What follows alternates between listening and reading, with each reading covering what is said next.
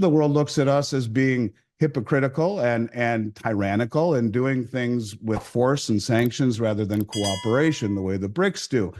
And so I think that these countries say to themselves, not only are they very concerned about the way we are handling our ever increasing debt binge and addiction to spending, and wondering, well, at what point does the rubber meet the road and that debt no longer become attractive to the world? And maybe we should start to pare down our exposure to it. That's part of it. But I think that they realize what gold represents, in fact, is an asset that has outperformed the bond market for the past 25 years tremendously, largely, averaging almost 8% per year on average for the last 24 years, as the bond market has averaged maybe a third of that or less with the low interest rates of the last 10 plus years.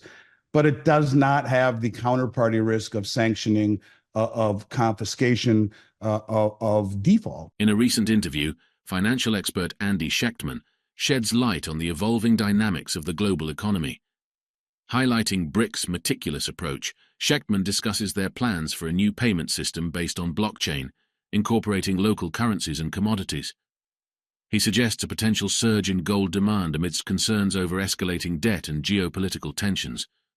With gold outperforming bonds, averaging nearly 8% annually over the past 24 years, investors are eyeing it as a hedge against counterparty risks.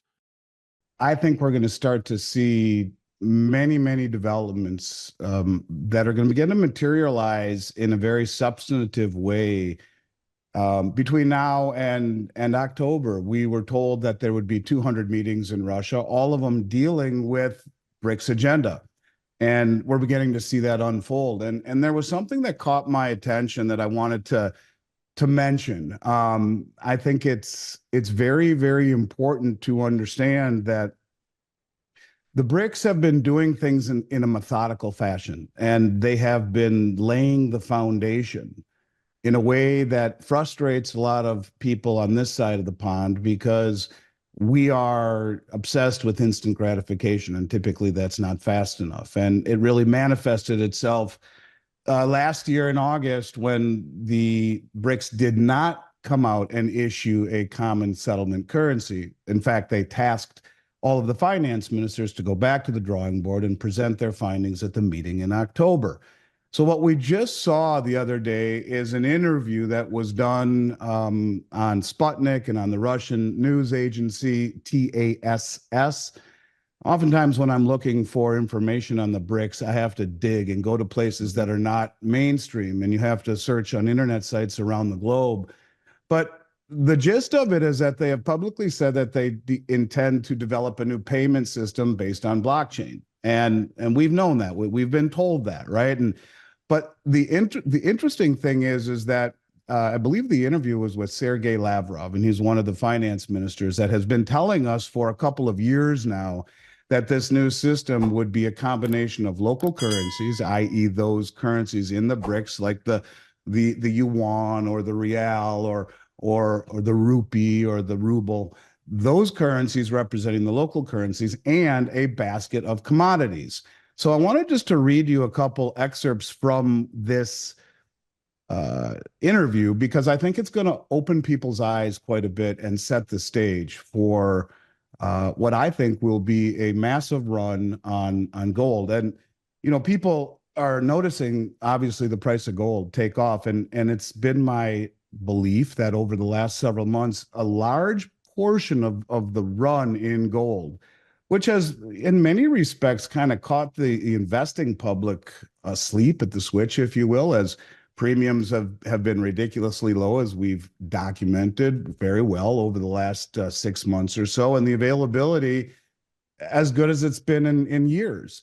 But I want you to understand that what I believe is happening is that many of the large purchasers of our U.S. Treasury debt, foreign governments, have been shedding and not continuing to purchase debt, in fact, not rolling it over and letting it expire, and taking that cash and purchasing gold. And I've talked a lot about that recently, and how gold has no counterparty risk. It doesn't have the risk of sanctioning. And in the case of Janet Yellen gallivanting off to Brazil in Russia's backyard, i.e. a charter member of BRICS, publicly saying, look, we need to confiscate these assets that we've frozen, the $380 billion in Forex reserves that we've frozen and sanctioned. Now we need to confiscate them, and to take the extraordinary step of crossing that Rubicon and confiscating another nation's assets when the rest of the world looks at us as being hypocritical. We've talked about the way we've handled ourselves in Iraq, and the punitive measures we still have in place 20 years after invading them against 14 of their banks and against holding all of their oil revenue, which we don't give them access to. And so much of the world looks at us as being hypocritical and tyrannical and doing things with force and sanctions rather than cooperation, the way the BRICS do. And so I think that these countries say to themselves, not only are they very concerned about the way we are handling our ever increasing debt binge and addiction to spending, and wondering, well, at what point does the rubber meet the road and that debt no longer become attractive to the world? And maybe we should start to pare down our exposure to it. That's part of it. But I think that they realize what gold represents, in fact, is an asset that has outperformed the bond market for the past 25 years tremendously, largely, averaging almost 8% per year on average for the last 24 years, as the bond market has averaged maybe a third of that or less with the low interest rates of the last 10 plus years. But it does not have the counterparty risk of sanctioning, of confiscation, of default. In the next discussion, Andy Schectman discusses the BRICS' strategic moves to reshape global finance. Highlighting flaws in the Western price-setting mechanism, Schectman emphasizes BRICS' understanding of market manipulation and their plans for a new currency backed by national currencies and commodities. By developing alternative payment systems like SIP and mBridge, they aim to assert control over price formation, distancing from Western exchanges. Schectman warns this shift favors central banks accumulating gold as a Tier 1 reserve asset. And so I think what you're seeing is central bank purchasing really pushing up gold. But I want to read to you something, and I think you'll find it very interesting, because to me it really shines a light upon the fact that they understand what's going on. They, being the BRICS, they understand that the Western price setting mechanism is flawed. It is manipulated, that the price of gold and silver should be much higher, not just the price of gold and silver. Remember, we talked about the fact that a few years ago, China bought the LME, the London Metals Exchange, which deals primarily in base metals. I think they do some precious metals, but mostly copper and steel and zinc and lead and those kinds of things. They're now going to be warehousing those metals in China and listing those contracts on the LME, owned by the Chinese. The Chinese are very shrewd, and the BRICS are very shrewd, and what they are doing is making a play on all of the world's commodities, both soft, hard, and precious. They're accumulating the soybeans and the corn and the wheat. In fact, as a side note, BRICS has just floated the idea of a new grain exchange, where global prices are primarily determined by the Chicago Commodity Exchange, the COMEX.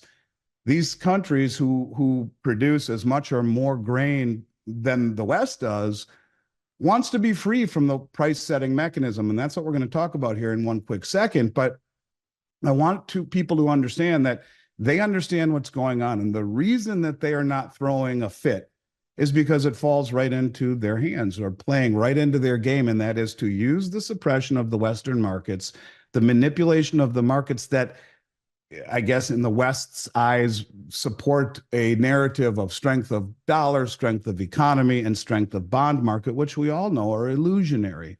But here's a couple of excerpts from the interview that I think people need to really pay attention to, especially when I get to the third part.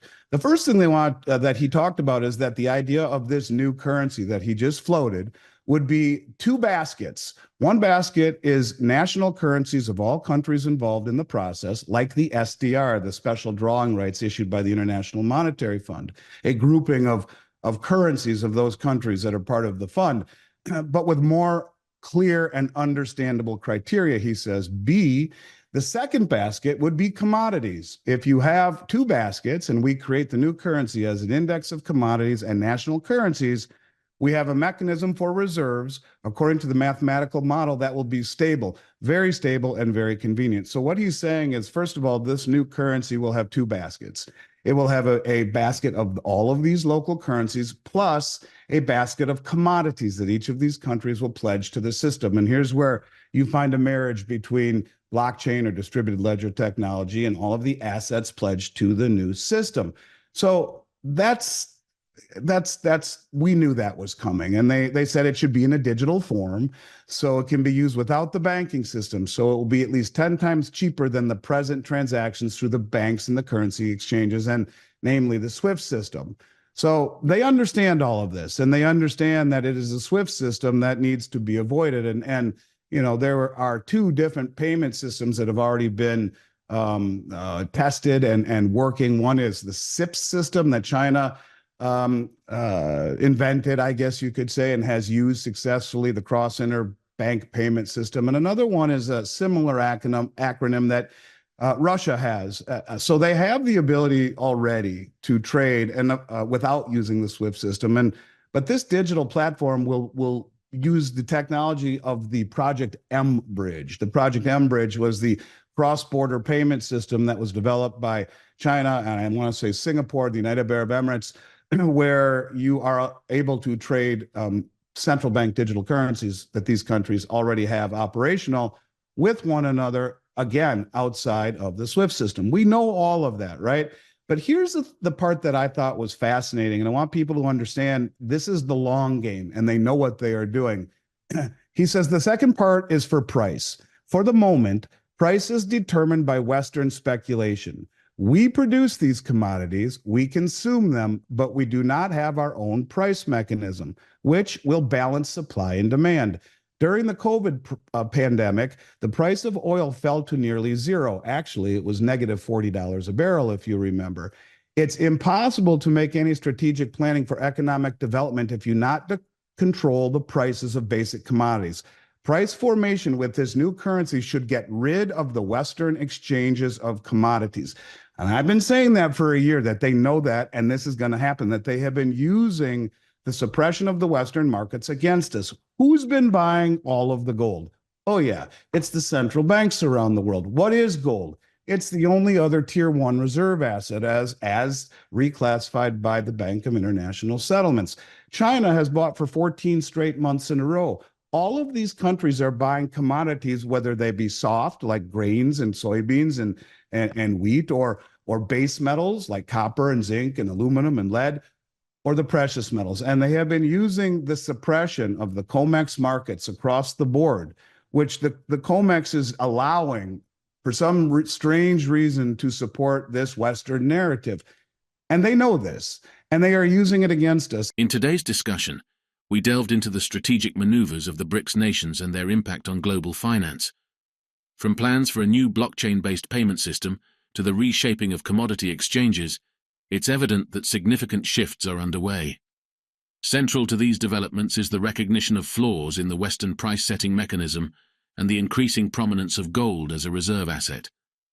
We've covered a lot, but there's even more to explore. Thank you for tuning in. Don't forget to subscribe for more insightful discussions like this video, and share your thoughts in the comments below.